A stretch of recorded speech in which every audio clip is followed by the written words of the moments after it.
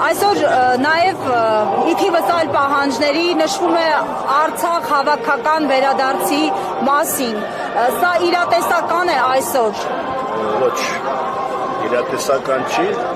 այս իշխանությունները օրոք ընդհանրապես իրատեսական չի այդ ամենը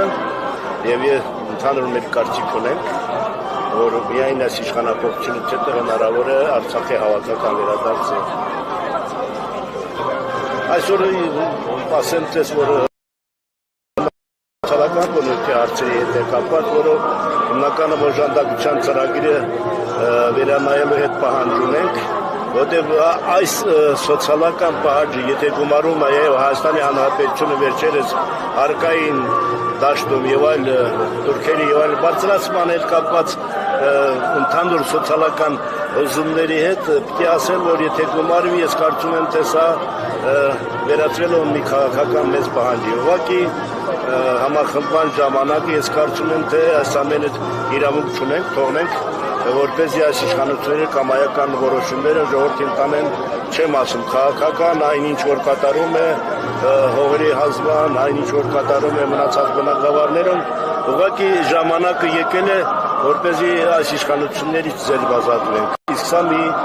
փոքրիկ հանրահավաք է, ես կարծում եմ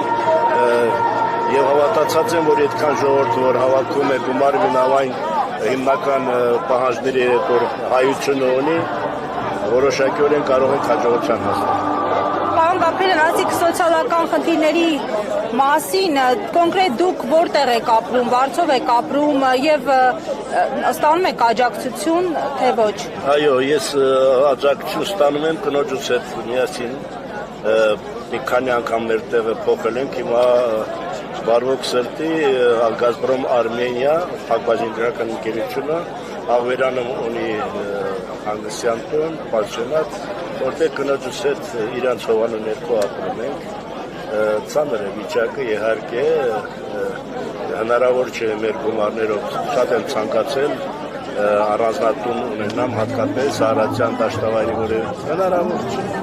Մեր միջոցները հնարավոր չէ, ես եթե հաշվենք նաև 10,000 ապրիլ